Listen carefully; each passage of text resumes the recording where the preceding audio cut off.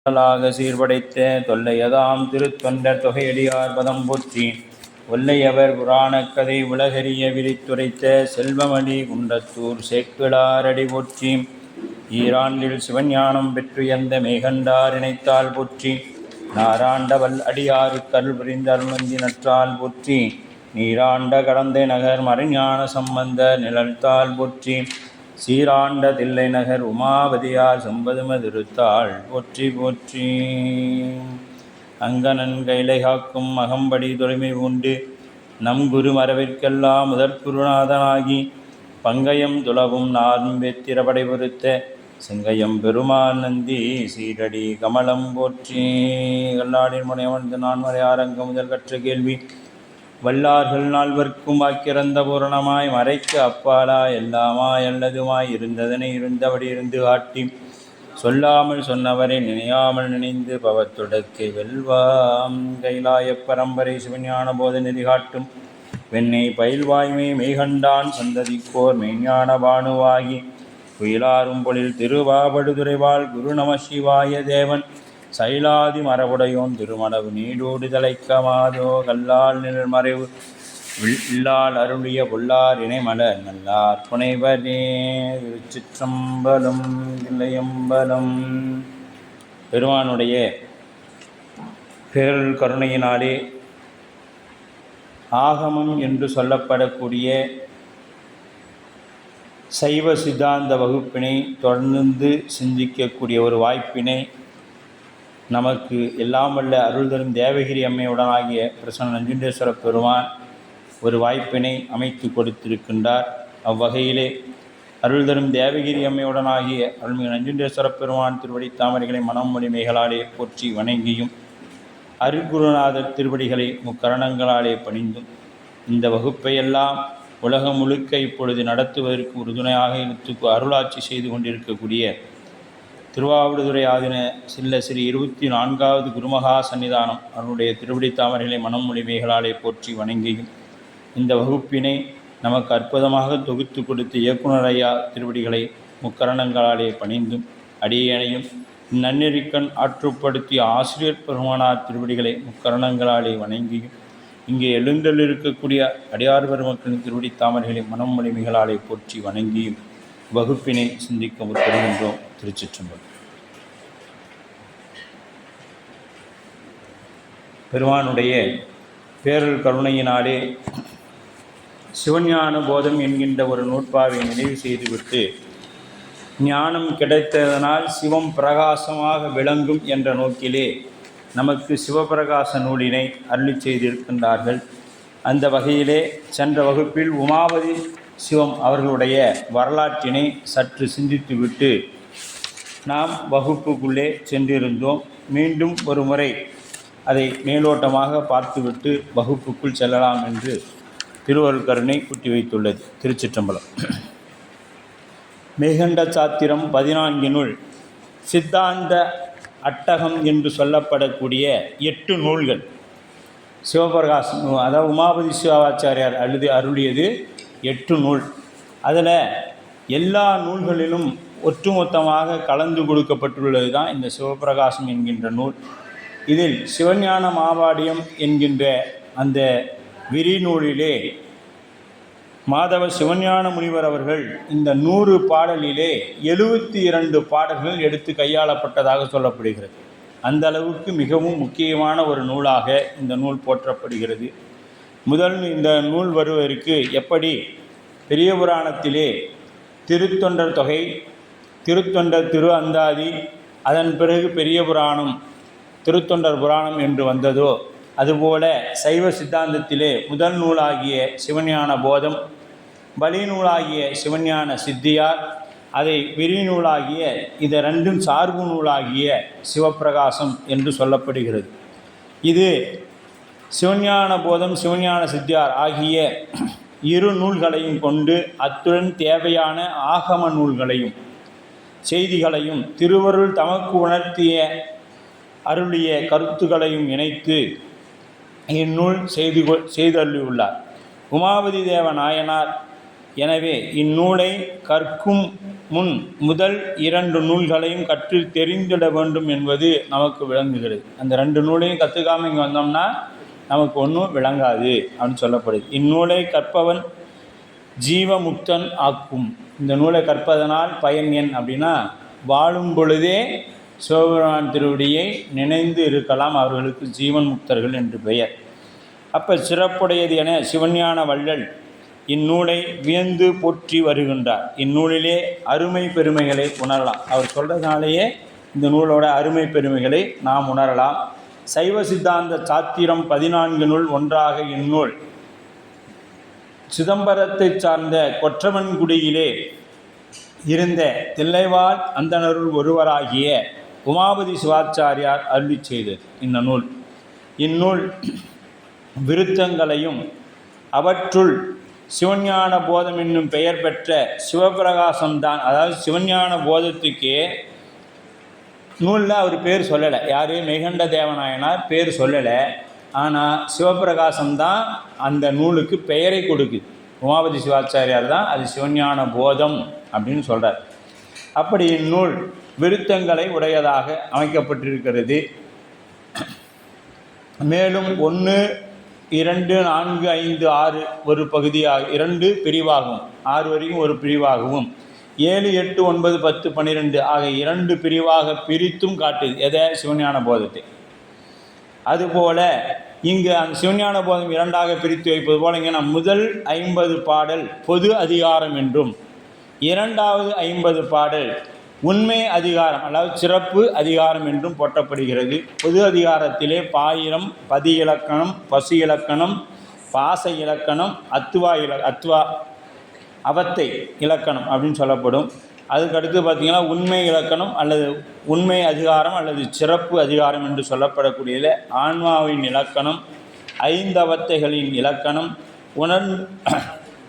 உணர்த்தும் தன்மை, ஞான வாய்மை, ஞானத்தால் வரும் பயன், புனித நாமம், அணைந்தோர் தன்மை இப்படிங்கிற 7ஐயும் 2வது அதிகாரத்திலையும் முக்தியில் விருப்பமுடையோர் இதனை முறையாக கற்று அதனை செய்து எப்படியும் முறையாக கற்று இதில் சொல்ல பிரகாரம் நீங்கள் சாதகம் பண்ணி வந்தோம்னா நமக்கு அந்த முக்திங்கிறது என்ன கிடைக்கும்?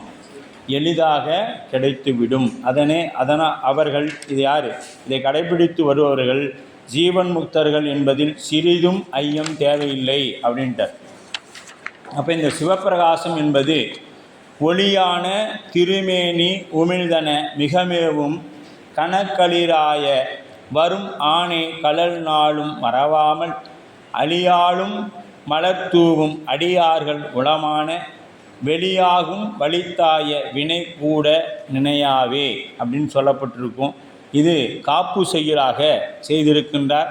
இப்போ நாம் 100 அப்படிங்கிறது இதில் அவர் சொல்லியிருப்பார். 100 பாடலுக்கு மேலே அவர் எழுதலை. அதிலையே எல்லாமே சொல்லிட்டார். மற்ற எல்லாத்துலேயும் பார்த்திங்கன்னா இப்போ மற்ற யாருமே ஒரு வெண்பாவை எந்த அளவுக்கு தான் நான் எழுத போகிறேன் அப்படின்னு யாரும் இல்லை. இப்போ சிவஞான போதம் எழுதும்பொழுது அது நான் 12 சூத்திரம் தான் எழுத போகிறேன்னு சொல்லலை. சிவஞான சித்தியாரில் 300 சில்லற பாடல் தான் எழுத போகிறேன்னு அவரும் சொல்கிறார். இப்படி எதையுமே அவர்கள் இவ்வளோ பாடல்னு சொல்லலை. ஆனால் இவர் மட்டும் என்ன சொன்னார்? நான் இந்த 100 வெண்பாக்குள்ளேயே தேவையான அத்தனை செய்திகளையும் கொடுத்து விடுகிறேன் அப்படின்னு அந்த 100 பாடலுங்கிறதையும் குறிப்பிடுறார். அதில் இந்த காப்பு செய்யில் நீங்களாக காப்பு செய்யில் என்ன பண்ணக்கூடாது? நாம் சேர்த்தக்கூடாது எப்பொழுதுமே. அது சில சேர்த்துட்டிங்கன்னா 101 போயிடும். அதனால் காப்பு செய்யில் எப்பொழுதுமே நமக்கு கணக்கில் வராது அப்படின்னு சொல்லப்படும். ஒளியான திருமேனி அப்படின்னா ஞான பிரகாசமான திருமேனி, உமிழ்தானம், மதம், ஞான சக்தி, கிரியாசக்தி குறிக்கும் யானை உறுப்பு கழுத்தின் கீழ்மையினால் முகத்தில் உள்ள 2 மதமே ஞான சக்தி கிரியாசக்தி என்று கொள்ளப்பட்டன. விநாயகர் கடவுளது வடிவம் ஞான சக்தி கிரியாசக்திகளாகிய வடிவங்களின் ஆகனால் அச்சக்திகளே 2 மதமுமாக இருக்கின்றது. மிகமேவு களிறு அப்படின்ட்டார். மிகவும் ஆனந்தமும், மிகமேவுனா மிகவும் ஆனந்தமும் பரிபூரண அருள் அப்படின்னு சொல்லுவாங்க. விநாயக கடவுள் அருளும் பொருட்டு குருவடிவம் எடுந்தருளி வரும் பொழுது ஞானமும் அஞ்ஞானமும் பொருந்திய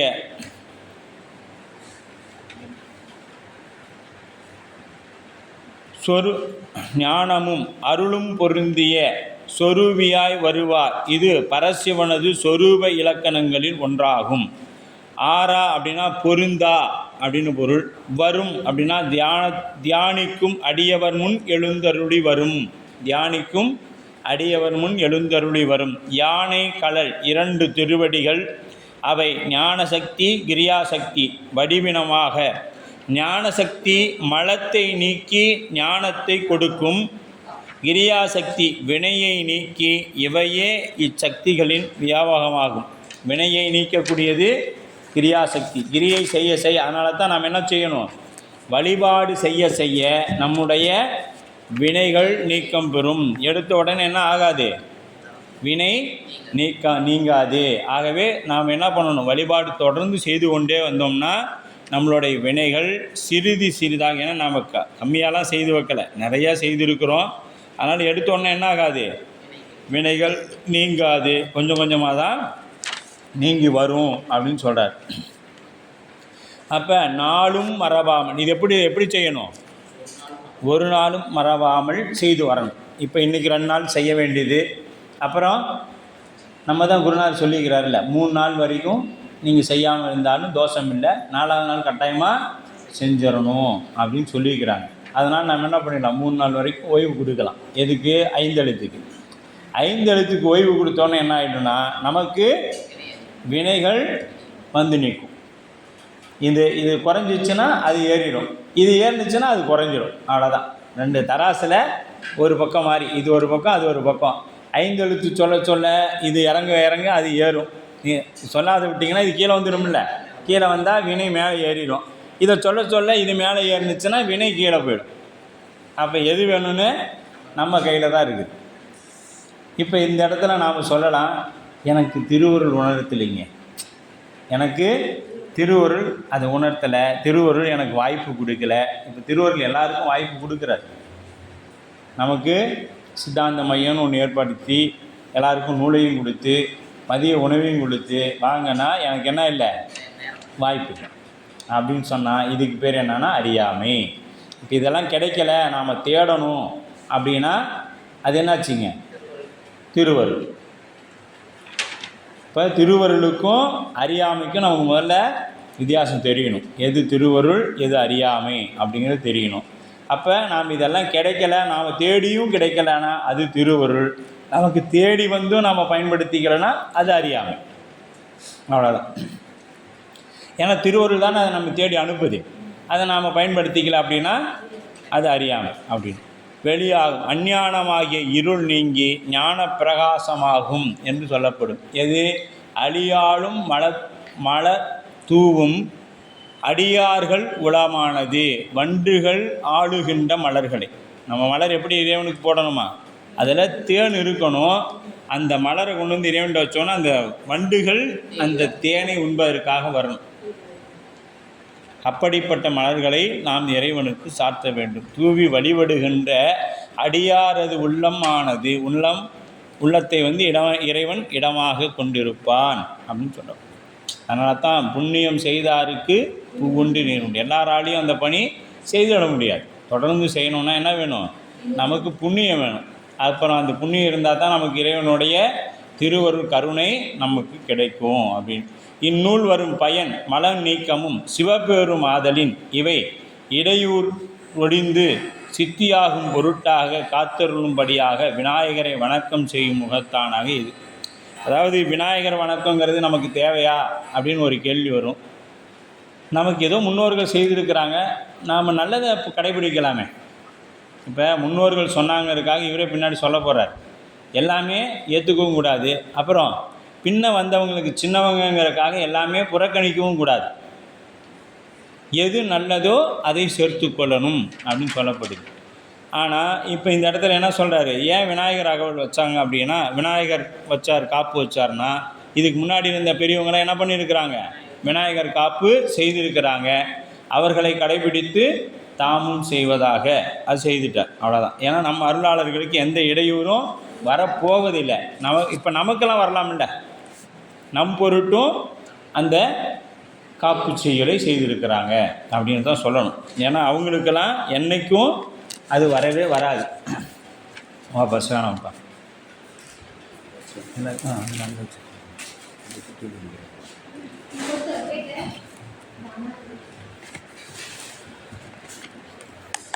இப்போ பொது அதிகாரத்தில் பாயிரம் மங்கள வாழ்த்து அப்படின்னு சொல்லப்படக்கூடிய நடராஜருடைய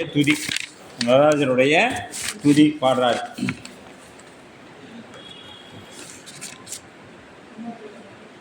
ஓங்கு ஒளியாய் அருஞான மூர்த்தியாகி உலகெல்லாம் அளித்து அருளும் உமையம்மை காண தேன்கமழும் மலர் இதழி திங்கள் கங்கை திகழ் அரவம் வளர்ச்சடைமேல் சேர வைத்து நீங்கள் அருள் பவத்தொடர்ச்சி நீக்க மன்றுள் நின்று இமையோர் துதி செய்ய நிறுத்தம் செய்யும் பூங்கமல மலர்த்தால் சிரத்தின் மேல் புந்தியினுள் உற வை வணங்கி போற்றல் செய்வாம் அப்படின்னு சொல்கிறார். அப்போ ஓங்கு ஒளியாய் அப்படின்னு பார்த்தீங்களா, சிவ சக்தியின் சொரூபமான அந்த ஞானம் சுயப்பிரகாசமாக இருக்கும். அது எப்படிப்பட்டதுங்க?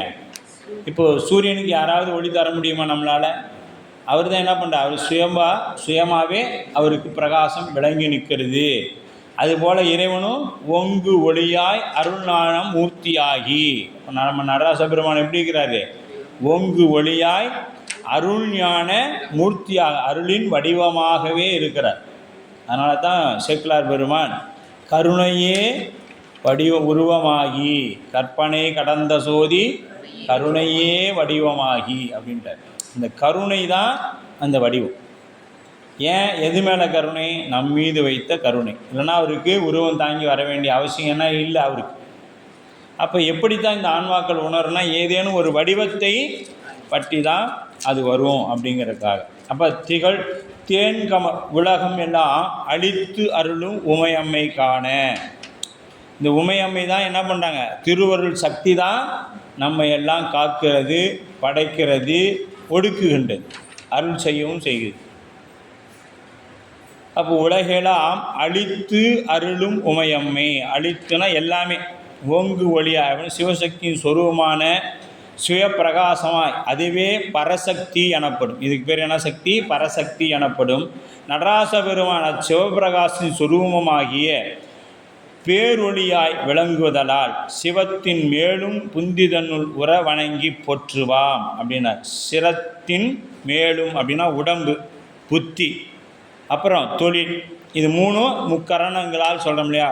மனம், மொழி, மெய்யால் போற்றி வணங்குகிறோம் அப்படின்னா முக்கரணங்கள். அதுதான் சிரத்தின் மேலும் புந்தியினுள்ளும் உற வணங்கி போற்றுவாம் அப்படின்னார். உற வணங்கி சிரத்தின் கடைசி வழியில் பாருங்கள், இது கொண்டு கூட்டுதலில் வருது. கடைசி சிரத்தின் மேலும் புந்தியினும் உற வணங்கி போற்றல் செய்வாம் அப்படிங்கிற இடம்தான் மனம், புத்தி, மனம், வாக்கு, காயத்தால் மூன்றும் செய்யக்கூடிய இடம். அம்மையே திருவருளே பெருமானுக்கு திருமேனியாகவும். இப்போ நாம் வச்சு வழிபாடு செய்கிறோமே லிங்க திருமேனி, அது சிவபெருமானா அப்படின்னு கேட்டிங்களா? இல்லை, அதுதான் அருள் சக்தியின் வடிவம். பெருமான் எப்படிப்பட்டவர்? இவ்வண்ணன் இந்நிறத்தன் இவ்வண்ணத்தன் என்று எழுதி ஒன்ன காட்டா எம்மானே. அவர் ஒரு உருவத்துக்குள்ளெல்லாம் கொண்டு வந்து அடக்கி நிறுத்திட முடியாது. பேரொளி பிளம்பாக இருக்கக்கூடியவர். இப்போ நடராச பெருமானுக்கு அந்த உருவம் எதுனா, அதுவும் அருள் சக்தியின் வடிவம்தான். அதுவும் அருள் சக்தியின் வடிவம்தான். அப்போ அம்மையே திருவருள் பெருமானுக்கு திருமேனியாக வெளிப்பட்டு விளங்குவதோடு நம் பொருட்டு அம்மையே கண்டு அவன் அருள் பெற்று நமக்கு வழங்குகின்றார். எப்படின்னா, இப்போ தில்லையில் போனாங்கன்னா என்ன பண்ணுறாங்க? யாருக்கான சுவாமி ஆடுறாரு? அன்னைக்கான இறைவன் ஆடுறான். இப்போ நாம் யார் வழியாக பார்க்குறோம் அப்படின்னா, அன்னையின் வழியாகத்தான் நம்ம பார்க்குறோம். நாம் நேரடியாக அவரை பார்க்க முடியாது. அன்னையின் வழியாகனா, அன்னை என்பது யாருங்க? திருவருள் சக்தி. அப்போ திருவருளினால தான் இறைவனை நம்ம என்ன பண்ண முடியும்? பார்க்க முடியும் அப்படின்னு சொல்கிறாங்க. அப்போ பறை இடமாக நின்று மிகு பஞ்சாக்கரத்தால் உரை, இது திருமந்திரம். பறை இடமாக நின்றுமிகு பஞ்சாக்கரத்தால் உரை உணர்வுக்கு எட்டா ஒருவன் வரைமகள்தான் காணும்படியே கருணை உருக்கொண்டு ஆடல் பேணும் அவர்க்கு உண்டோ பிறப்பு. யாருக்கு? அவருக்கு பிறப்பு உண்டா அப்படின்னா இல்லை அப்படின்ட்டும், பிறவி வழக்கு அறுத்து நின்ற நிறுத்த நிலை போற்றி அப்படின்னு போற்றி பகருடையில் உமாபதி சிவமே அதையும் போற்றுறாரு. இத்தொழில் 5 மெய்த்தொழில் ஆகும்.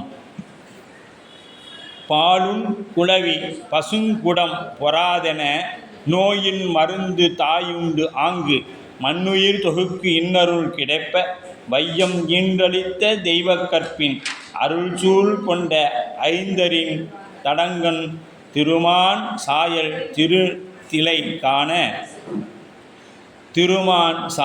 திருதிலை காண சிற்சபை பொலி திருநடம் புரியும் அற்புத கூத்தா அப்படின்னு குமரகுருபர் உடைய அருள்வாக்காக போற்றப்படுகிறது. அப்போ இங்கே என்ன சொல்கிறாருன்னா, ஒரு குழந்தைக்கு நோய் ஏற்பட்டு விட்டால், குமரகுருபர் சொல்கிறார், ஒரு குழந்தை நோய் ஏற்பட்டுடுச்சுன்னா அந்த குழந்தைக்கு என்ன பண்ணக்கூடாது? நேரடியாக மருந்து கொடுத்தா அந்த குழந்தைக்கு உயிருக்கு ஆபத்து ஏற்பட்டு. அதனால் என்ன பண்ணுவாங்கன்னா, அந்த தாய் அந்த மருந்தை உண்பார். அந்த தாய் மருந்தை உண்பதனால் அவள் என்னாகும்? அந்த குழந்தைக்கு பால் ஊட்டும் பொழுது அந்த பாலின் வழியாக அந்த மருந்தானது அந்த குழந்தையை சென்று சேரும். அதுபோல இறைவன் அன்னையின் வழியாக உலக உயிர்களுக்கு அருளை ஊட்டுகின்றான். நேரடியாக வந்தால் என்னாகாது? அந்த தாங்காது. அந்த ஆற்றலை தாங்கக்கூடிய வல்லமை இந்த உயிர்களுக்கு கிடையாது. அதனால் அன்னை வாங்கி தான் தாங்கி தன்னிடத்தில் இருந்து அந்தந்த உயிரின் பக்குவத்திற்கு ஏற்றார் போல கொடுக்குறான். இப்போ குழந்தைக்கு பால் குடிக்குதுன்னு அந்த அம்மா எல்லா பாலையும் கொடுத்துருமா? கொஞ்ச நேரத்துக்கு அப்புறம் அந்த அம்மா பாலை நிறுத்தி கொடுக்காது. அப்புறம் மறுபடியும் கொஞ்ச நேரம் காலதாமதம் பண்ணி தான் கொடுக்கும். ஒன்று ஏப்பம் வரணும்னு சொல்லுவாங்க இல்லையா? அப்படியே கொடுத்துட்டு தான் என்ன ஆகிடும்? அந்த குழந்தைக்கு மூக்கெல்லாம் ஏறிடும், புற ஏறி மூக்கில் ஏறி அந்த குழந்தை அளவுக்கு அதிகமாக குடித்து அது என்ன ஆகிடும்? இருக்கிற உணவையும் வெளியே தள்ளிடும். அதனால் அதுபோல் பக்குவம் அறிந்து அதுக்கு என்னென்ன கொடுக்கணுமோ அதை அறிந்து அன்னையானவள் நமக்கு ஊட்டுகின்றாள் அப்படின்னு குமரகுருபரர் சொல்கிறார். உமாபதி சிவம் தாம் வழிபடு கடவுளாகிய தில்லை கூத்த பெருமானுக்கு வணக்கத்தில் செலுத்துகின்றார். இப்போ உமாபதி சிவம் அவருக்கு எது? தில்லையில் இருந்ததுனால அவருக்கு எது கடவுள் குலதெய்வம் அப்படின்னு பார்த்தீங்கன்னா தில்லை நடராச பெருமான் தான். அங்கே அதை செய்கிறார். அடுத்து சிவகாமி அம்மைக்கு அடுத்தது என்ன பண்ணுறாரு? சிவகாமி அம்மைக்கு ஒரு துதியை அங்கே சொல்லுகின்றார்.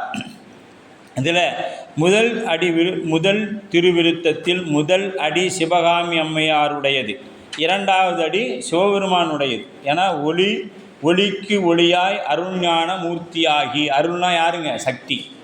அப்புறம் உலகெல்லாம் அழித்து அருளும் உமையம்மை காண, உலகெல்லாம் என்பது சிவபெருமானுக்குரியது.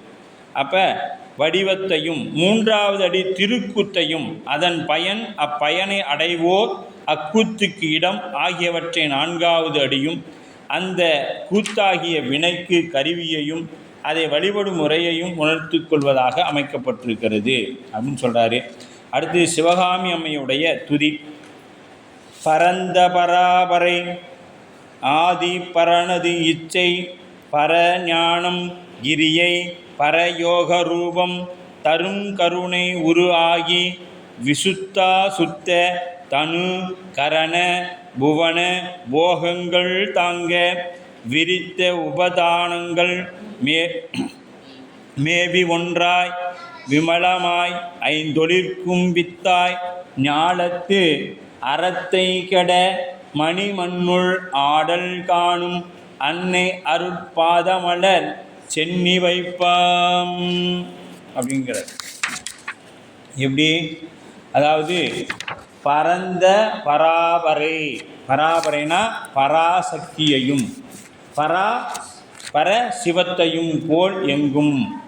பராசக்தி பரசிவத்தோட துணையாக நிற்கிறது யாருங்க? பராசக்தி. வியாபகமாக உள்ளதால் பரந்த பராபரை அப்படின்ட்டார்.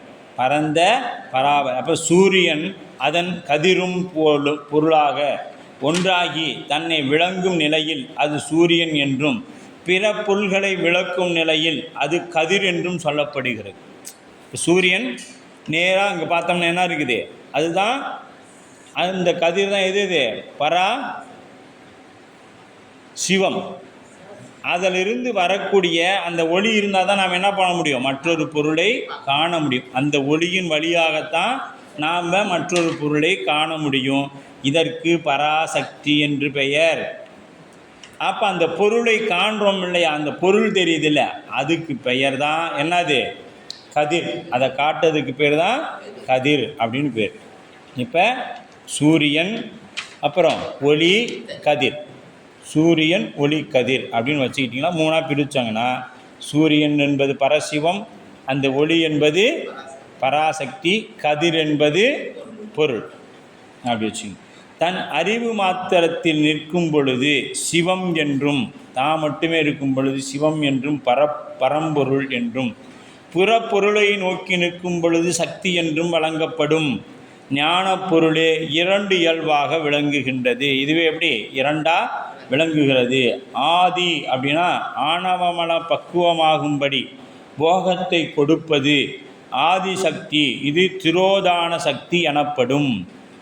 ஆதி பரநதி இச்சை.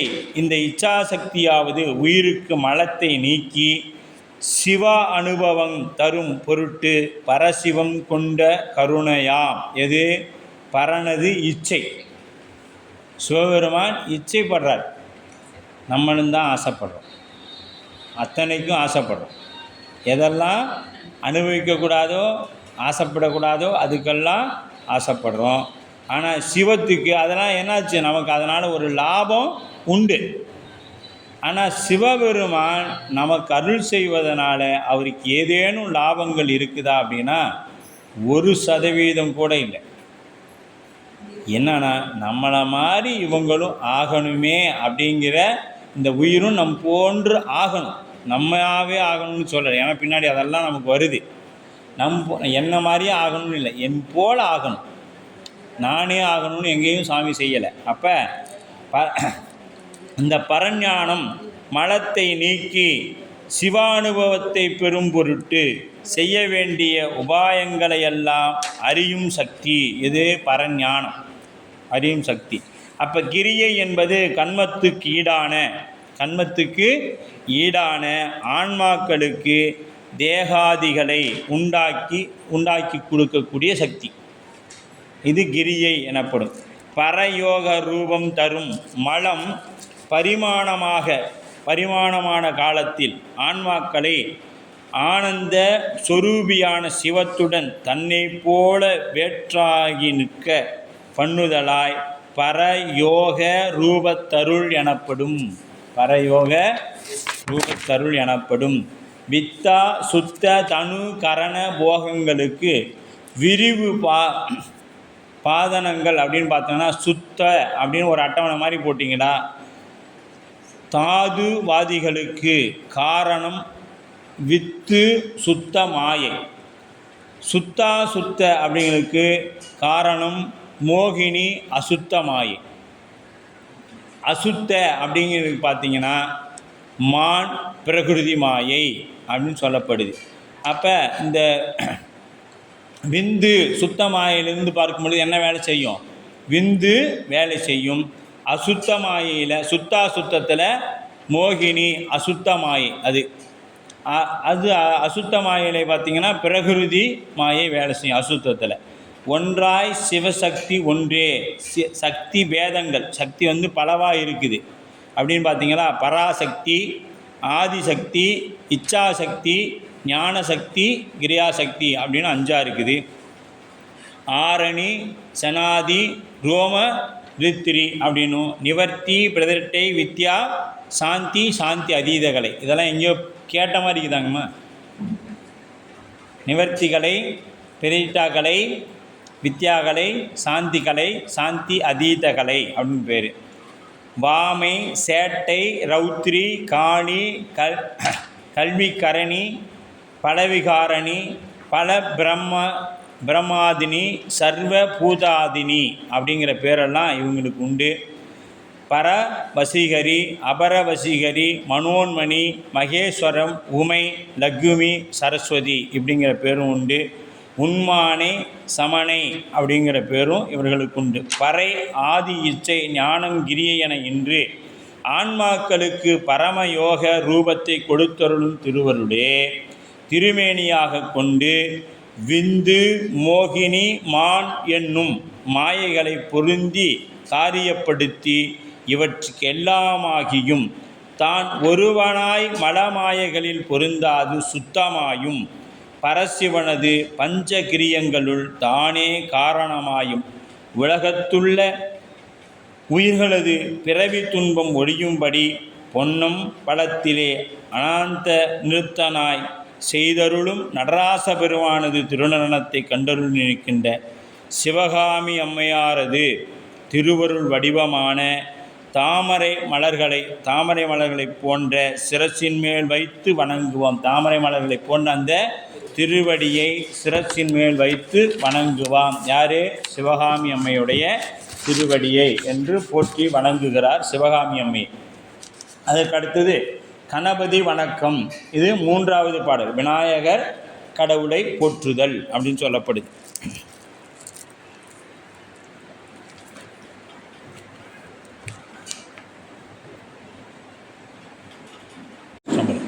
இப்போ கணபதியை நினைத்தல்.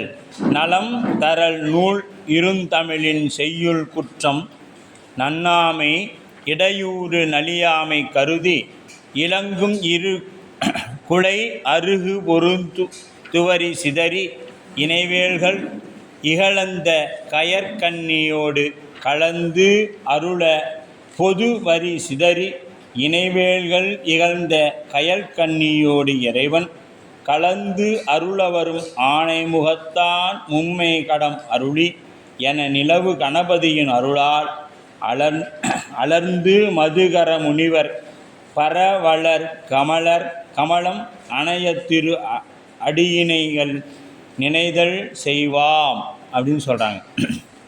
அப்போ நூல் நலம் தரல் அப்படின்னா ஓதி உணர்வதற்கு இந்நூல் நன்மை பயத்தலை செய்யும். ஓதி உணர்வர்களுக்கு இந்தமிழில் செய்யும் குற்றம் நன்னாமை அப்படின்னா பெருமை பொருந்திய தமிழ் சொல்லாடல் பட்ட செய்யுள் குற்றம் நணுகாமையும்.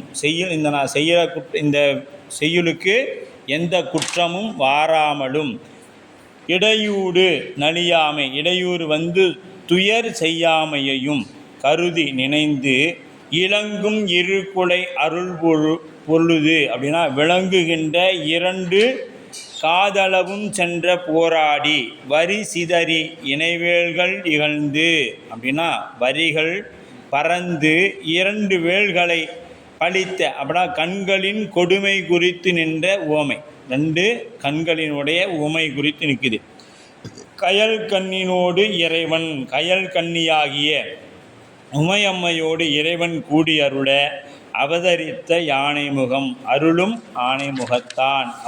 அப்படி அவதாரம் செய்த ஆணை முகத்தான் மும்மை கடம் அருளியன நிலவு கணபதியின் 3 மதங்களும் அருவி போல விளங்கப் பெற்ற கண்தலை வருமாகி விநாயகனுடைய அருளால் அலர்ந்து மதுகரம் முனிவர் பரவலர் அப்படின்னா அருளால் மலர்ந்த வண்டுகளாகிய இருடிகள் துதிக்க வளர்கின்ற மதுகரம் உண்டு. இருடிகள் வண்டுகளாகவும் வராங்க அப்படின்னு சொல்ல. கமலம் அணைய திருவடி இணைகள் நினைதல் செய்யலாம் அப்படின்னா தாமரை பூவை ஒத்த திருவடி 2ஐயும் தியானிப்போமாக. அவங்க இறைவனுடைய திருவடியெல்லாம் எப்படி இருக்குது? தாமரை போன்ற அந்த மெதுமெதுப்பாக அழகாக இருக்குது. அப்போ நூல் நலம் தர கருதியும் நூலில் செய்யுள் குற்றம் நன்னாமை கருதியும் நூல் செய்யும் பொழுது இடையூறு வாராமல் இருக்க கருதியும் விநாயகப் பெருமான் திருவடியை சிந்தித்து போற்றுவாம். அதனால தான் பிடியதன் உருவுமை கொளமிகு கரியது வடிகொடு தனதடி வழிபடும் அவரிட கடி கணபதி வர அருளினன் மிகு கொடை என்று சொல்லுவார். இந்தமிழின் செய்யுள் குற்றம் என்பது எழுத்து, சொல், பொருள், யாப்பு, அலங்காரம் என்னும் இலக்கணம் பற்றி வரும் குற்றங்களாகும். அந்த குற்றமெல்லாம் வாராமல் நீங்கள் பார்த்து கொள்ளணும் அப்படின்னு பேசுகிறார். அடுத்தது கணபதியை மூத்த பிள்ளையாரை வணங்கிவிட்ட உமாபதி சிவம் இப்பொழுது இளைய பிள்ளையாருக்கு ஒரு துதி செய்கின்றார். வளர் நிலவு குளம் அமரர் அதிபனாய் நீலமயில் ஏறி வரும் ஈசன் அருள் ஞானமதலை அறிவில் பல கலை அங்கங்கள் ஆரணங்கள் உணர்த்த அகத்தியனுக்கு ஒத்த உரைக்கும் அன்னலார் விரல் என்ன உளம் அறிவு சூரன் உரம் எனது இடும்பை உங்கள் ஒன்று இரண்டு கூறுபட ஒளிதிகள் வேல் உகந்த களபம் மணி குறமகள் தன் மணிமுளைகள் கலந்த கந்தன் மலரடி இணைகள் சிந்தனை செய்வாம் அப்படின்ட்டார். வளம் நிலவு குல அமரர் அதிபனாகி, அப்போ மாட்சியை விளங்குகின்ற கூட்டமாகிய தேவர்களுக்கு சேனாதிபதியாய் தலைவனாகி, தேவர்களின் தலைவன் யாருங்க? சிவபெருமான் தான். இப்போ சிவபெருமான் வேற, முருகப்பெருமான் வேற இல்லை. இங்கே தேவர்களின் தலைவனாகவும் மருமகனாகவும் யாரை போற்றப்படுறாங்க? முருகப்பெருமானை போற்றி வணங்குகிறார். நீலமயில் ஏறி வரும் ஈசனருள் ஞானமதலை அளவில் பலகலைகள் அங்கம் ஆரணங்கள் உணர்ந்த, அளவில்லாத பல நூல்களையும் 6 அங்கங்களையும் 4 வேதங்களையும் அறிந்த, 6 அங்கங்களையும் 4 வேதங்களையும் அளந்த யார்? நீலமயிலை உடைய மயில் வாகனத்தில் மேலேறி வருகின்ற சிவபிரான் அருளிய ஞான வடிவமான புத்திரன். எப்படிப்பட்டவன்? சிவபெருமான் அருளிய ஞானமே வடிவமான முருகப்பெருமான் புத்திரன். அகத்தியனுக்கு ஒத்து உரைக்கும் அண்ணல். இப்போ அகத்தியருக்கு யார் குருநாதர்? முருகப்பெருமான் தான். அகத்தியருக்கு இலக்கணத்தை சொல்லியது முருகப்பெருமான் தான். அதனால தான் நம்ம கூட எனக்கு தேவார திரட்டில் என்ன இருக்கும்? அகத்தியர் தேவார திரட்டு என்று ஒன்று இருக்கும்.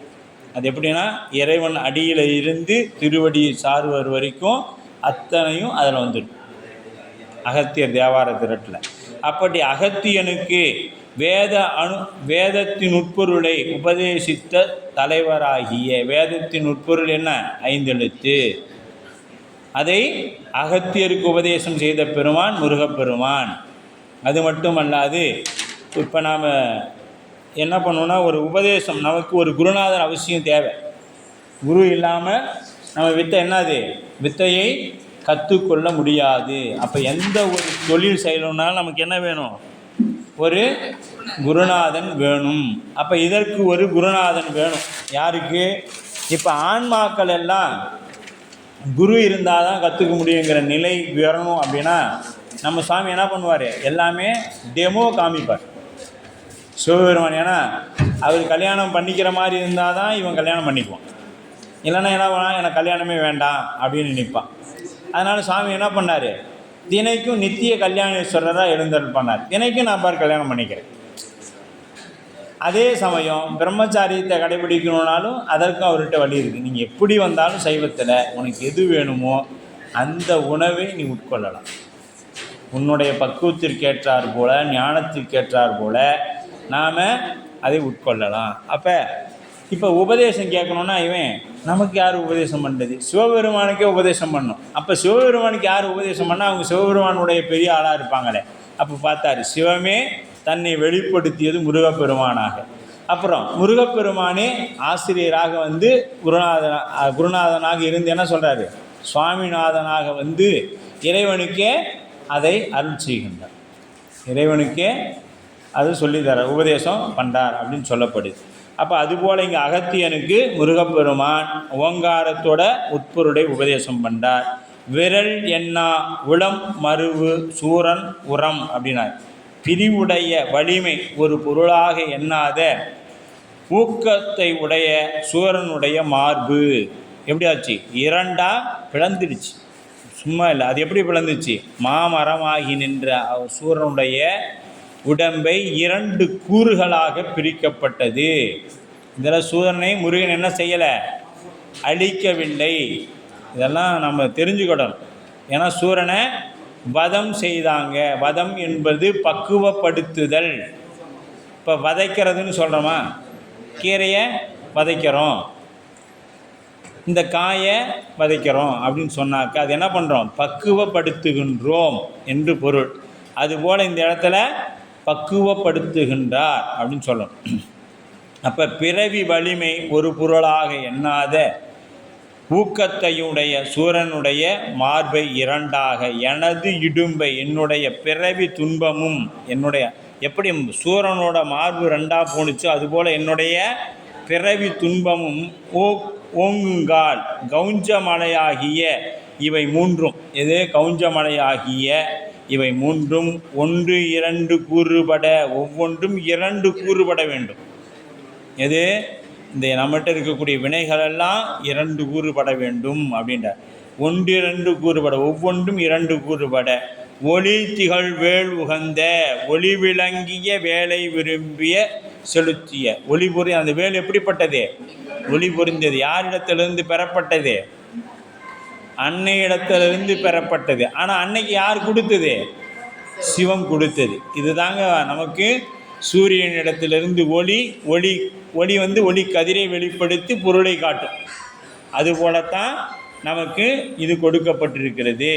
அப்புறம் குரமகள் தன் களபமணி மணி முளைகள் கலந்த, குரமகளான வள்ளி நாயகியை கபலம் செய்து செறிந்த அழகிய தானங்களை கூடியிருந்தான். என்ன பண்ணார்?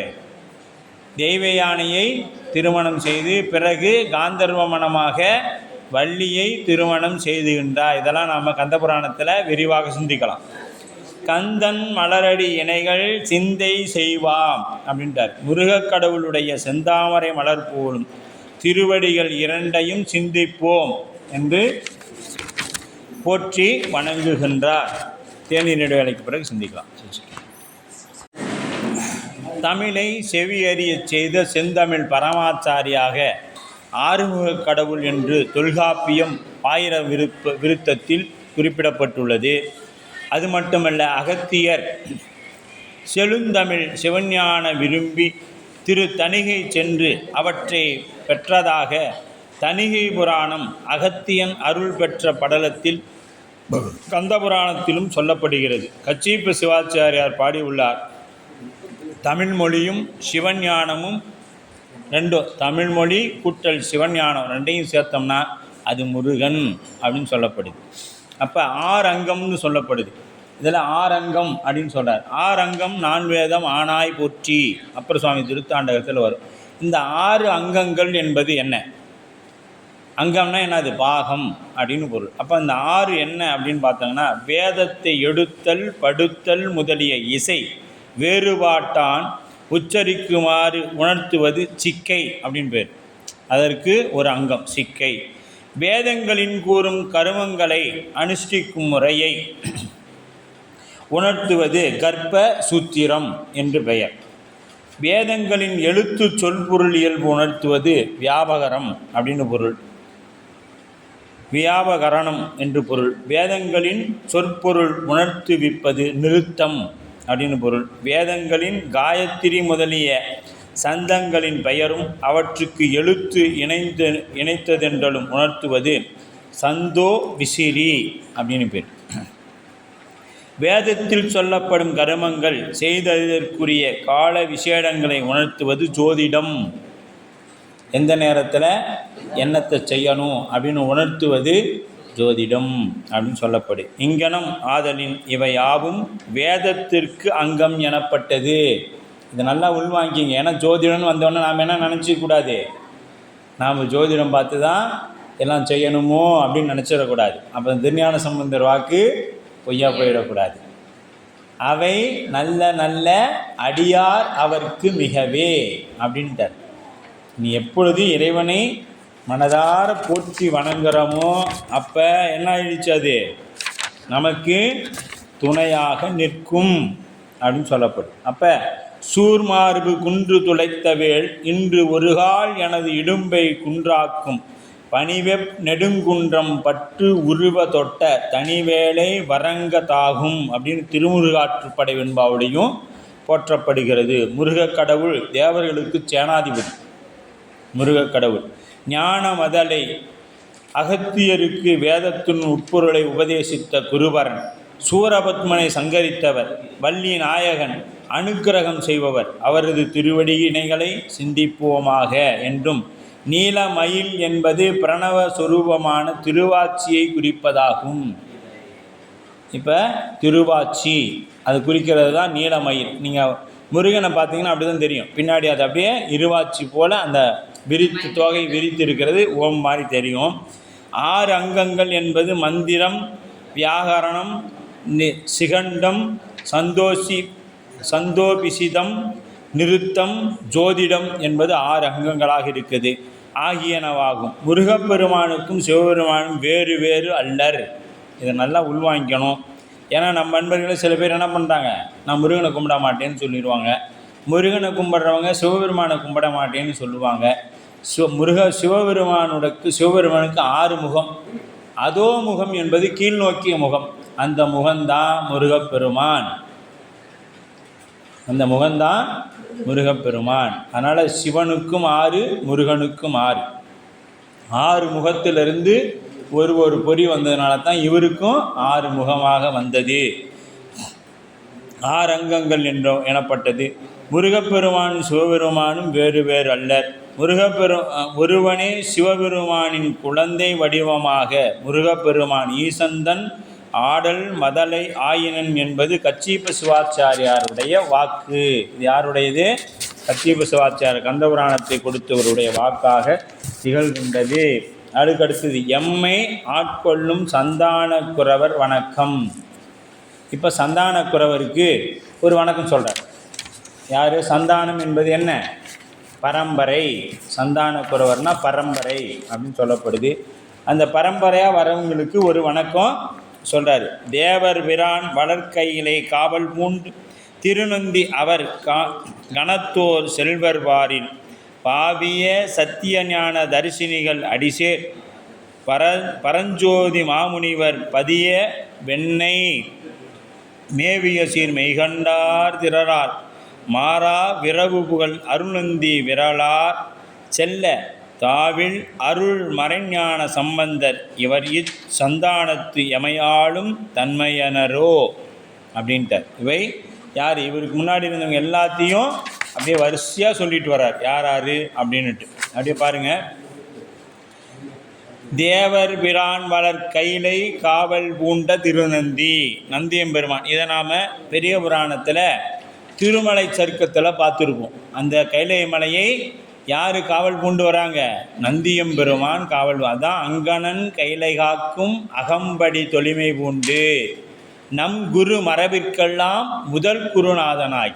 இப்போ சிவபெருமான் யாருக்கு நேரடி உபதேசம் பெற்றவர்னு பார்த்தீங்கன்னா நந்தியம்பெருமான் மட்டும்தான். வேறு யாரும் அவரிடத்தில் நேரடி உபதேசம் பெறலை. நந்தியினுடைய நாம் என்ன நினச்சிக்கூடாது, பிரதோஷத்தில் வர நந்தியை நினச்சிக்க கூடாது. தர்ம நந்தி சுவாமிக்கு முன்னாடி இருப்பாங்க பாருங்கள், அவர் தான் தர்ம விடை. அவருக்கு தான் நேரடி உபதேசம் நடக்குது. மீது எல்லாருக்குமே அவர் வழியாக நடக்குது. அவர் தான் நந்தியம்பெருமான் தான் உபதேசம் பண்ணுறார். இந்த உபதேசத்தை திருமூலர் இவங்கெல்லாம் இருந்து கேட்டுக்கொண்டதாக ஒரு வரலாறு உண்டு. நீங்கள் அது நம்ம திருமந்திரம் படிக்கும் பொழுது அது நமக்கு தெரியும். அப்போ தேவர் பிரான் வளர்க்கையிலை காவல் பூண்ட திருநந்தி, தேவர்களுக்கு தலைவனாகிய சிகண்ட பரமேஸ்வரன் விட்டிருக்கின்ற கைலை மலையை காவல் செய்கின்ற திருநந்தி தேவர். அதுக்கடுத்தது அவருடைய சீடர் கூட்டத்தில் உள்ள மாமுனிகள் ஒப்பற்ற ஞான செல்வத்தை உடையவராகிய சனத்குமார முனிவர். சனத்குமாரர் யாருங்க? 4 பேரில் ஒருத்தர் சனத்குமாரர். இவ்வுலகில் உண்மை புகழ் பரவிய சத்திய ஞான தரிசினிகள். இப்போ முதல்ல யார் உபதேசம் பெற்றா? சிவபெருமானிடத்தில் நந்தியம்பெருமான் உபதேசம் பெற்றார். நந்தியம்பெருமானிடத்தில் இருந்து சனத்குமாரர் உபதேசம் பெற்றார். சனத்குமார்கிட்டேருந்து சத்தியஞான தரிசினிகள் உபதேசம் பெறாங்க. சத்தியஞான தரிசினிகள்கிட்டருந்து அவருடைய திருவடிகளை இடைவிடாது தியானித்து அருளும் பரஞ்சோதி மாமுனிவரும் உபதேசம் பெறார். அவரிடத்திலிருந்து பரஞ்சோதி மாமுனி யார்? குருநாதருடைய திருவடியை இடைவிடாது சிந்தித்து இருந்ததனால எந்த ஊரும் தமக்கு ஊர் ஆவதற்கு உரியது எனினும் திருவெண்ணை நல்லூரே ஊராக மேவிய சீர்மையுடைய மெய்கண்ட தேவன் என்னும் ஞான திரளாக விளங்கக்கூடிய அவருக்கு இந்த மரவா புகழ் நிறைந்த அருள்நந்தி தேவர் என்னும் ஞான விரலால் குற்றமற்ற அருள் செல்வத்தை உடைய ஞான சம்பந்தர். இவருக்கு கீழே யாருங்க? மறைஞான சம்பந்தருக்கு அருள் செய்கிறார் மெய்கண்டார். இப்போ பரஞ்சோதி முனிவர் மெய்கண்டாருக்கு உபதேசம் செய்தார். மெய்கண்டார் யாருக்கு உபதேசம் செய்கிறாங்க? மறைஞான சம்பந்தருக்கு உபதேசம் செய்கிறார். அப்படி இந்த 7 பெருமக்களும் இக்குழு சந்தானத்தில் எம்மை ஆட்கொண்டு அருளும் தன்மை உடையோராவார்கள். இவங்க 7 பேரும் என்னை இப்போ நாம் நினச்சிக்கிறோம் குருநாதர்னா ஒன்று தான். ஆனால் இவர் எப்படி 7 பேருக்கும் வணக்கம் சொல்கிறார். 7 பேருக்கும் இது பொதுவில் வச்சு சொல்கிறார். பொதுவில் வச்சு திரள் திறன் வலிமை மெய்ப்பொருளாய் காணும் திறன். விரல் அப்படின்னா வெற்றி. தேவர் பிரான் பிரம்மா திருமாலாகிய தேவர்களுக்கெல்லாம் தலைவனாகி ஸ்ரீகண்ட ருத்ரன் திருநந்தி தேவர் முதல் மறைஞான சம்பந்தராகிய சந்தான குரவர்கள் 7 வரையும் அந்த 7 பேரையும் என்ன பண்ணுறாரு? வணங்கி மகிழ்கின்றார். அதுக்கு சந்தான குரவர் வணக்கம் சொல்லிட்டு அடுத்து என்ன பண்ணுறாரு? மறைஞான சம்பந்தருக்கு குரு வணக்கம். இவருக்கு யார் உபதேசம் செய்தது? மறைஞான சம்பந்தர். அதனால் அவருக்கு சிறப்பாக ஒரு வெண்பா எழுதுகிறார். மறைஞான சம்பந்தர் குரு வணக்கம் வார்த்தைகளை. ஏன்னா அப்பயே சொல்லிட்டாங்க 7 பேர்த்துக்கும். இது தனியாக தேவையான தனக்கு உபதேசம் செய்த ஆசிரியருக்கு ஒரு குருநாதனுக்கு ஒரு வணக்கம் சொல்கிறார். அப்போ பார்த்திகளை வளர் சாம வேதமல்க பராசரம முனி மரபு பயில ஞான சார்புதர வந்தருளி எம்மை ஆண்ட சைவ சிகாமணி மருதை தலைவன் அந்தன் கார்மருவு பொதில் புடைசூழ் மதில் மீதே மதியம் கடவாமை நெடுங்கொடியின் கொடின் கரம் தகையும் கடந்தை சீர்நிலவு மறைஞான சம்பந்தன் எந்தை திருவருளும் மலரடிகள் சென்னி வைப்பார். இப்போ தன்னுடைய குருநாதருடைய திருவடியை சென்னி வைக்கிறாங்க. யார்? பார்த்திகளை அப்படின்னா பூவுலகம் விளங்கும் முறை. இந்த பூவுலகம் விளங்குகின்ற வளர் சாம வேதம் மல்க 1000 சாகைகள் உணர்ந்த சாம வேதம் பொலிவு பெறவும் சாம வேதம் பொலிவு பெறவும் பராசர மாமுனி மரபு பயில் ஞான சார்புதர். அவருடைய மரபு சொல்கிறார். யார்? மறைஞான சம்பந்தருடைய மரபு பராசர முனிவருடைய மரபாக இருக்கிறது அப்படின்னு சொல்கிறார். பராசர முனிவருடைய கோத்திரம் தலைக்கவும் எம்போல்வருக்கு ஞானமாகிய பற்று கோடு தரவும். என் போன்ற இருக்கக்கூடியவர்களுக்கு பற்று கூடியது ஞான பற்று கோடு தரவும் ஞானத்தை பற்றுவதற்கு தரவும் வந்தருளிய அவதரித்து அருளிய. வந்தருளிய அப்படின்னா அவதரித்து அருளிய. ஏன்னா இப்போ வந்துன்னா பாருங்கள், அவங்க பிறக்கிறாங்கன்னு சொல்லலை. வந்து அப்படின்னா மேலே இருக்கக்கூடியவங்க கீழே இறங்கி வர்றது, அதுக்கு தான் வந்து அருளுதல் அவதரித்தல் அப்படின்னு பேர். இப்போ நாமெல்லாம் நமக்கு என்னது? பிறவி திருநாள் அப்படின்னு சொல்கிறோம். இவங்களுக்கு எழுந்தருளிய நாள். எழுந்தருளனா மேலேருந்தே கீழே இறங்கி வருதல். மேலேருந்து அவங்களாம் இதுக்காக வந்தாங்க அப்படின்னா நம்மை நன்னெறிப்படுத்துவதற்காக வந்தாங்கன்னு தான் சொல்லணும். அப்படி வந்தருளி எமை ஆண்ட சைவ சிகாமணி.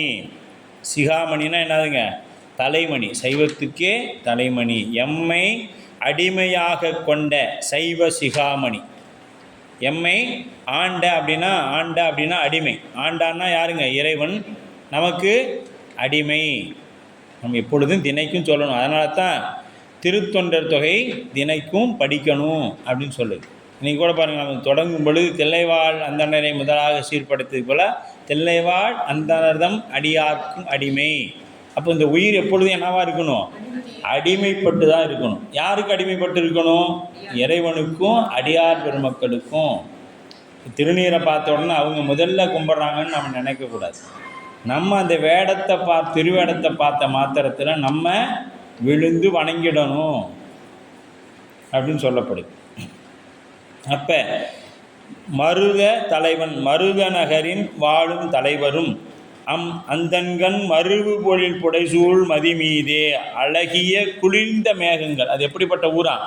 அழகிய குளிர்ந்த மேகங்கள் படுகின்ற சோலைகள் பக்கங்களில் சூழ்ந்த மதிலின் மேலே, அந்த மதிலுக்கு மேலே அந்த அந்தங்கார் மருவு பொழில் புடைசூழ் மதில் மீதே அப்படின்னா அழகிய குளிர்ந்த மேகங்கள். மதியம் கடவாமை நெடும் கொடியின் கரம் தகையும் சீர் நிலவு கடந்தை சந்திரன் கடவாதபடி நெடுங்கொடுங்கோள் அழகி. அப்படியே அந்த எப்படி இருக்குது அந்த ஊர்? சந்திரனே அதை தாண்டி போக முடியல, அவ்வளோ நீளத்துக்கு வளர்ந்து நிற்கிது. தடுக்கின்ற சிறம்பு விளங்குகின்ற திரு பெண்ணாகடம் என்னும் திருநகரை உடையவர்களாகிய பெண்ணாகடம் போனீங்களா? இன்றைக்கும் நீங்கள் பார்க்கலாம், மறைஞான சம்பந்தர் மடம் இருக்குது அங்கே, சரிங்களா? அவருக்கு அங்கே உருவ திருமேனி வைத்து வழிபாடு செய்து வந்துட்டு இருக்கிறாங்க திரு பெண்ணாடகத்து சேர்ந்த அன்பர்கள். மறைஞான சம்பந்தர் எந்தை, மறைஞான சம்பந்தன் என்னும் என்னுடைய தந்தை, மறைஞான சம்பந்தன் என்னும் என்னுடைய தந்தை திருவருளும் மணி அடிகள் சென்னி வைப்பாம். அப்போ அருட்செல்வம் வளர்கின்ற மலர்போலும் திருவடிகளை ஆகும் தலைமேல் வைத்து வணங்குவான். இப்போ பாருங்கள், இப்போ திருவடினாவே என்ன பண்ணணும்? சிரமேல் வைத்து வணங்கும். திருவடியை சிரமேல் வைத்து வணங்கணும். பூவுலகம் விளங்கமுற சாமவேதம் பொலிவுறவும் பராசர முனிவருடைய கோத்திரம் தலைக்கவும் எம்போர்வருக்கு ஞானப்பற்றுக்கோடு தரவும் அவதரித்தது எம்மை அடிமையாக கொண்ட சைவ சிகாமணியாகிய மறைஞான சம்பந்தர் என்னும் எனது தந்தையாகவும் விளங்குகின்றவருடைய திருவடியை வணங்குவோம் என்று வணங்கி, மறைஞான சம்பந்தர் உமாபதி சிவத்தை நேரே ஆட்கொண்டார். ஆதலால் அவரை எந்தை என்றார். எந்தை அப்படிங்கிறதுக்கு நேரடியாக அவர் என்ன பண்ணுறார்? உமாபதி சிவத்தை ஆட்கொண்டார். என்னுடைய ஞான தந்தை, அப்படி தான் எந்தை அப்படின்னு அங்கே குறிப்பிடார். என்னுடைய ஞானத்தந்தை. நாம் உலகியல் தந்தை போல அவர் நினச்சிக்க கூடாது. அவர் எப்படிப்பட்டவர்? ஞானத்தை கொடுத்த தந்தை அப்படின்னு சொல்லுது. அப்போ அவர் ஞானாசிரியர் அப்படின்னு பொருள். எதுமா? சாம வேதம் பொழிவு, அதுதான் சாம வேத பொழிவு. சாம வேதத்தை வளர்க்குறதுக்காக முன்னமே சொல்லிட்டேன் பாருங்க.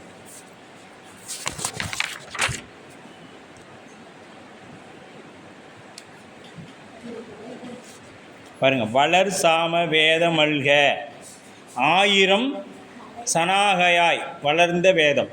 அது எப்படிங்க? 1000 வேதம் அது. ஆமாம், சாமம் 4 வேதம் இருக்குது.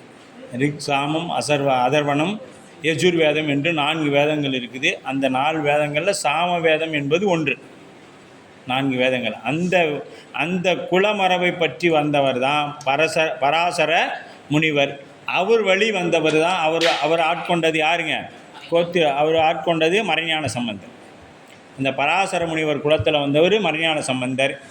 மறைஞான சம்பந்தருக்கு யார் சீடர்னா உமாபதி சிவம். இவர் தான் அவருக்கு உமாபதி சிவத்துக்கு குருநாதர் யாருன்னா மறைஞான சம்பந்தர் தான். அவர் எங்கே இருக்கிறாரு? பெண்ணாடத்தில் இருந்தார் மறைஞான சம்பந்தர். உமாபதி சிவம் எங்கே இருந்தார்? தில்லையில் இருந்தார். அவரே ஆட்கொண்டார் அப்படின்னு சொல்லப்படுது.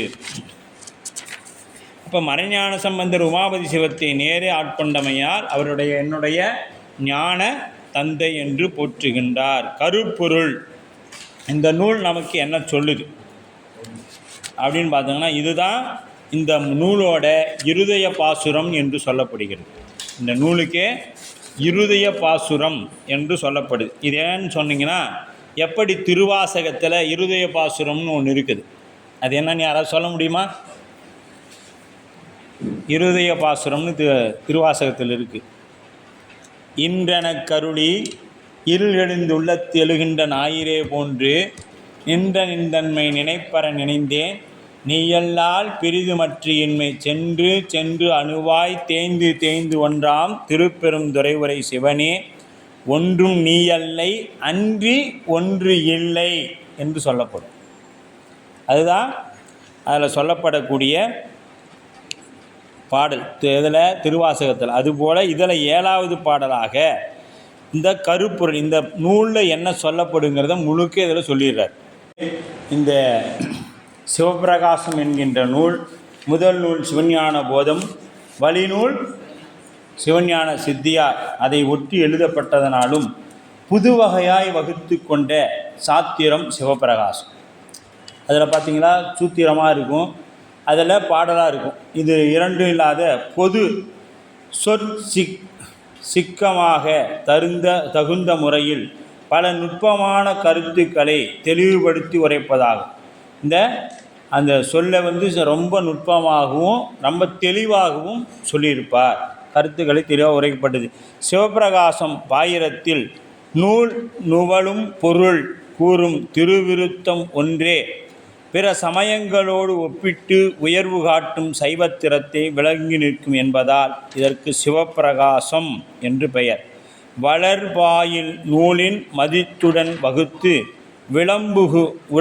விளம்புற பொருளின் மேன்மையை விரித்து என்று கவை அம்பலத்து தம்பிரான் வித்து கூறுவார். தம்பிரான் வித்து கூறுவார் அப்படின்னு சொல்லப்படுது. இது பார்த்திங்களா சமயங்களிலே இதை மொத்தம் 6 வகை சமயங்கள் இதில் ஆக பிரிக்கப்படுது. இந்த 6 சமயங்கள் எப்படின்னா அதாவது புறச்சமயம், புறப்புறச்சமயம், அப்புறம் அகச்சமயம், அகப்புறச்சமயம், இப்படியும் 4ஆக பிரிக்கப்படுகிறது. இது எப்படின்னா நாம் இப்போ ஒரு புள்ளி வச்சு ஒரு வட்டம் போடுறோம். இந்த புள்ளிக்கு பக்கத்தால் இருக்கிறது எது? புள்ளிக்கு பக்கத்தால் இருக்கிறது அகச்சமயம், அகம். சரியா? இப்போ அதுக்கு அடுத்தது ஒரு வட்டம் போடுறோம், அது அகப்புறச்சமயம். அதுக்கு அடுத்தது ஒரு வட்டம் போடுறோம், அது புறச்சமயம். அதுக்கு அடுத்து ஒரு வட்டம் போட்டோம்னா அது புறப்புறச்சமயம். ஆமாம். இப்போ எப்படின்னா நாம் குடியிருக்கிறோம், பக்கத்து வீட்டில் இருக்கிறாங்க, அவங்களுக்கு என்ன பேர்? பக்கத்தில் இருக்கிறவங்க, அதுக்கு அகம், பக்கத்தில் நெருங்கியவங்க. அப்படி இன்னும் சொல்ல போனால் இன்னும் சில பேர் இருப்பாங்க.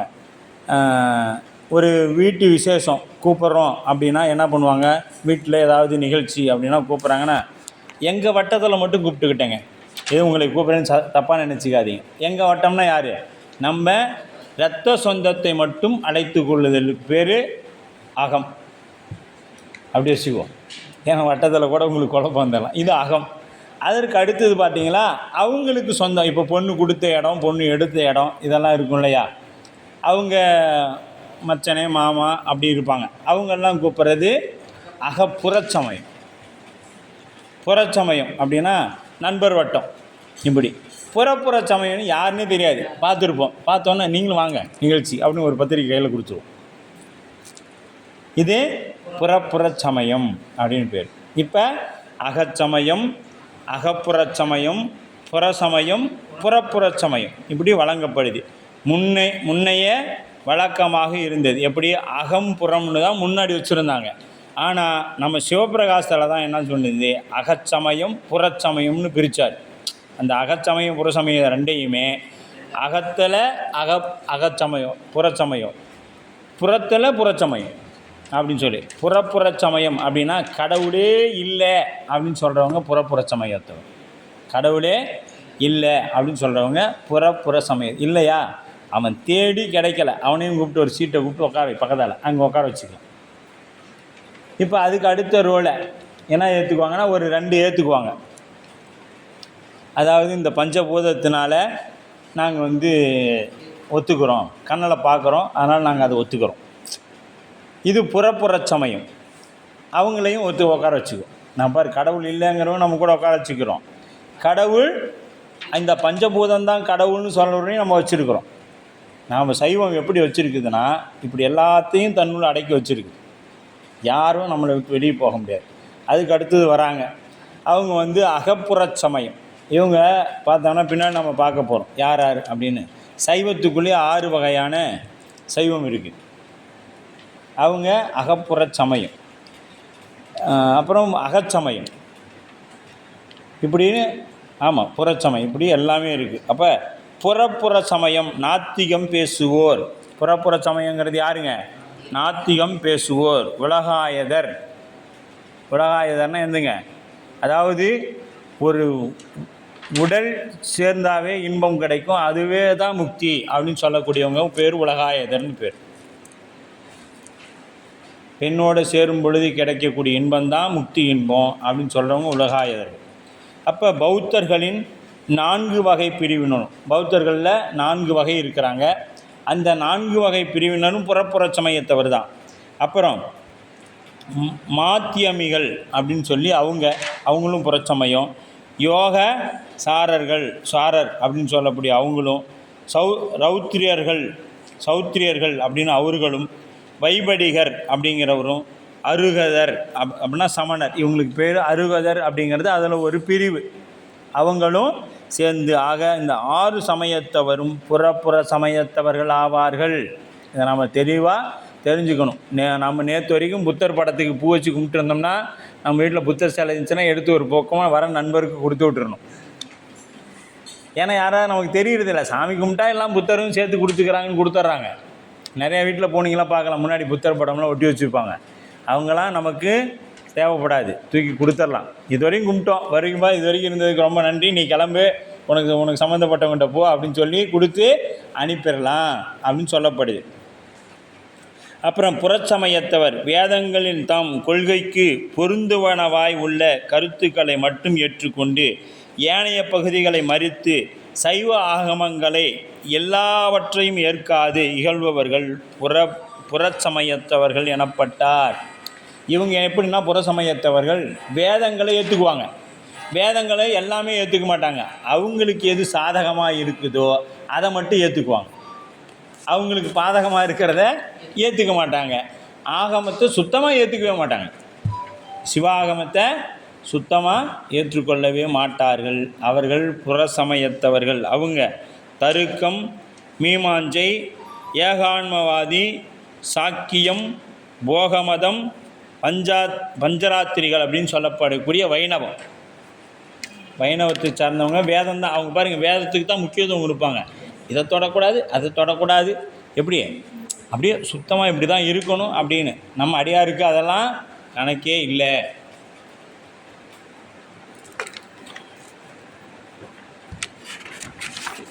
அவங்க என்னது, அவர்கள் வைணவம் அப்படின்ட்டு.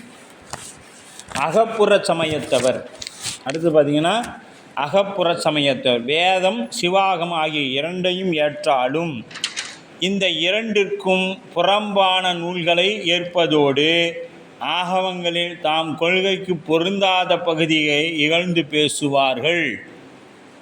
இது அகப்புறச் சமயம் எனப்பட்டது.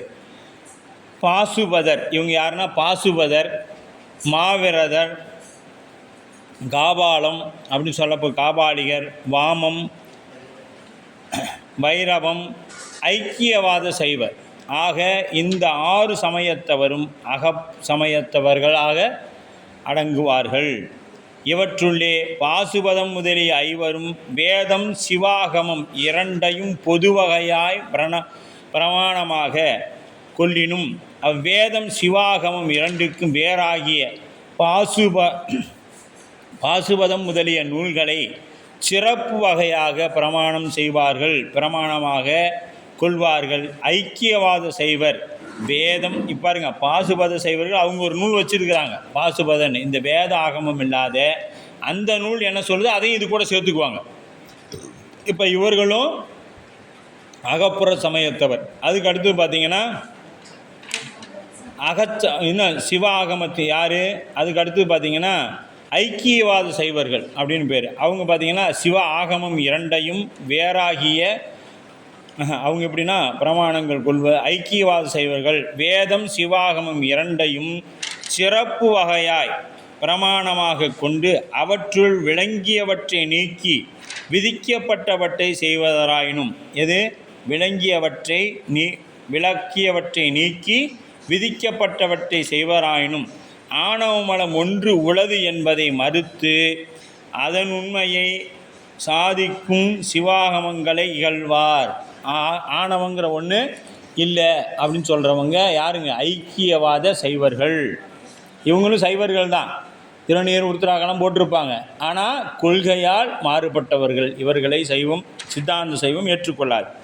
இங்கனம் இம்மூவகை சமயத்தவரும் வேதங்களை நிந்திப்போராயினும் அவர்களுக்கு சைவ சித்தாந்தமாகிய இந்நூல் சொல்லப்படும் பதி, பசு, ஆணவமலம், கண்மமலம், சுத்தமாயை, அசுத்தமாயை என்னும் 6 பதங்களின் இயல்பை தெரிவித்தலும் உணரப்படாமையால் புறசமயத்தவர்களாய் நிற்கின்றனர். இது அகப்புற சமயத்தவர்களாய் நிற்கின்றனர் என்று சொல்லப்படுது. இவங்க ஏற்றுக்கிட்டாலும் அதை நம்ம சைவ சித்தாந்த கொள்கையை ஏற்றுக்காதனால இவங்களை என்ன பண்ணுறாங்க? இங்கேருந்து பார்த்தோம்னா கடைசியிலேருந்து 3வது ரோவில் உட்கார வச்சுட்டாங்க. கடைசியிலேருந்து 3வது ரோவில் உட்கார வச்சுட்டாங்க. அப்போ அகசமயத்து ஒளியாய். இப்போ அகசமயம் அப்படின்னு பார்த்தோன்னா பாடானவாத சைவம், பேத சைவம், சிவசமவாத சைவம்.